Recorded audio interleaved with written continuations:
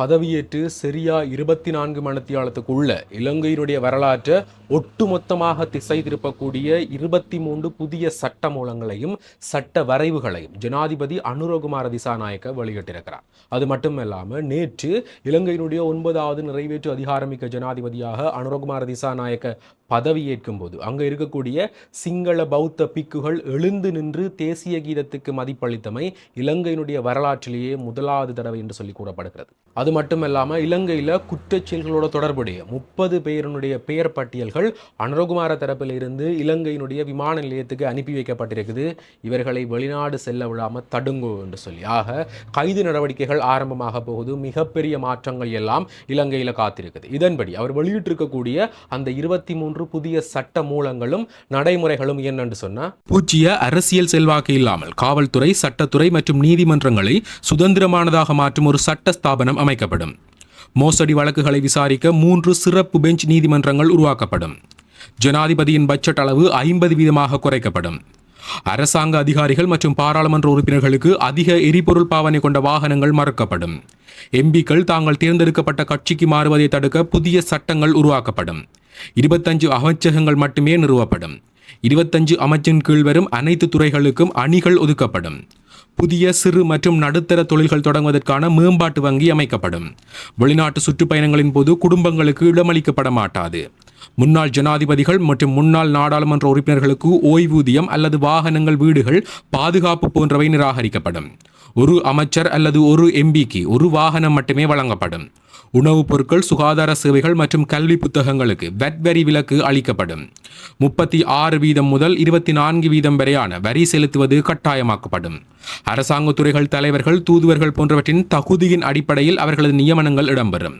எங்களின் மதிப்பு கூட்டப்பட்ட பொருட்கள் மற்றும் சேவைகளை புதிய சந்தைகள் மூலம் டாலர் வரவை மேம்படுத்துவதற்கான தூதுவர்கள் நியமிக்கப்படுவார்கள்.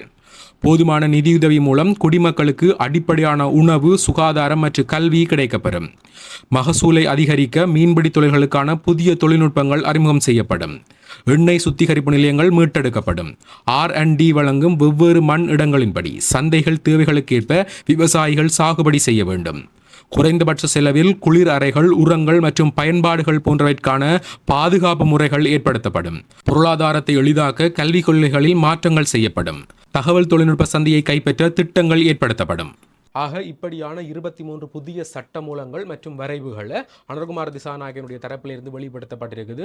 உண்மையிலேயே பாரிய மாற்றங்களை இவை வித்திட போகுது. ஏனென்று சொன்னால் இவ்வளவு காலமுமே இலங்கையினுடைய காசை கரியாகிறன்னு சொல்லுவோமே, அப்படியான வேலைகளை பார்த்து கொண்டிருக்கக்கூடிய இந்த அரசியல் தரப்புகளுக்கு இனி அவர்களுக்கு இருக்கக்கூடிய அதிகாரங்கள், பவர்கள் குறைக்கப்பட்டு சலுகைகள் எல்லாம் குறைக்கப்படுற பட்சத்தில் அவர்களால் வரக்கூடிய வீண் செலவுகள் என்றது முதலாவதுல மட்டுப்படுத்தப்படுது. மற்றது இந்த அரசியல் தலையீடுகள் என்றது சட்டத்துறைகளில் இல்லாமல் உண்மையான நீதியான சட்டங்கள் வளர்க்கிறதுக்கான சந்தர்ப்பங்கள் எவ்வளவு அதிகமாக இருக்குது.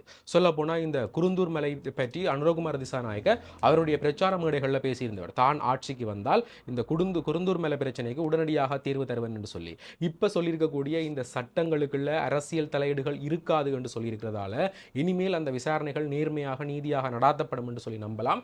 இதன் மூலம் அதற்கான தீர்வுகள், பிரச்சனைகள் கண்டுபிடிக்கப்படும் என்று சொல்லலாம். அதே போல இந்த பாதாள உலக குழுவை ஒழித்து கட்டுறதாக இருக்கட்டும், தமிழர் தரப்புக்கான தீர்வுகளாக இருக்கட்டும், இந்த காணாமல் போனவர்களுக்கான தீர்வுகளாக இருக்கட்டும், இவைகள் எல்லாமே நடைமுறைப்படுத்தப்படும் என்று சொல்லி அனுரகுமார திசாநாயகனுடைய தரப்பில் இருந்து பிரச்சார மேடைகளில் பேசப்பட்டது. ஸோ அப்படியான விடயங்கள் எல்லாம் இவர் நடைமுறைப்படுத்துவாராக இருந்தால் உண்மையிலேயே தமிழ் மக்கள் மத்தியில் ஒரு செல்வாக்குமிக்க நபராக மாறுவார். அது மட்டும் இல்லாமல் நாடும் ஒரு சீரான பாதைக்கு போகிறதுக்கு இது வழிவகுக்கும் என்று சொல்லலாம். சிங்கள பரப்பில் இருக்கக்கூடிய மிக முக்கிய 3 கட்சிகளான பெரமுன கட்சி, சுதந்திர கட்சி, ஐக்கிய தேசிய கட்சி, இந்த 3 கட்சிகளுமே இப்ப அமைஞ்சிருக்கக்கூடிய அனுரகுமார திசாநாயகனுடைய அரசாங்கத்துக்கு நாங்கள் ஆதரவளிக்க போவதில்லை என்று சொல்லியும் அது சார்ந்திருக்கக்கூடிய பல முக்கியத்தர்கள் எல்லாமே பதவியில் இருக்கணும். அது மட்டும் இல்லாமல் இந்த 3 கட்சிகளும் ஒன்றிணைஞ்சு ஒரு புதிய கூட்டணி உருவாக்க போவதாகவும், அந்த கூட்டணியில தான் பாராளுமன்ற தேர்தலில் அவர்கள் கலந்து கொள்ள போவதாகவும், இந்த கூட்டணிக்கு சஜித் பிரேமதாசா தான் தலைமை தாங்க போவதாகவும் ஒரு கருத்து வழியாக இருக்குது. உண்மையிலேயே பாரிய மாற்றத்தை தென்னிலங்கை அரசியலில் இந்த கூட்டணி உருவாக்க போகுது என்று தான் நம்புறோம். ஏனென்று சொன்னால்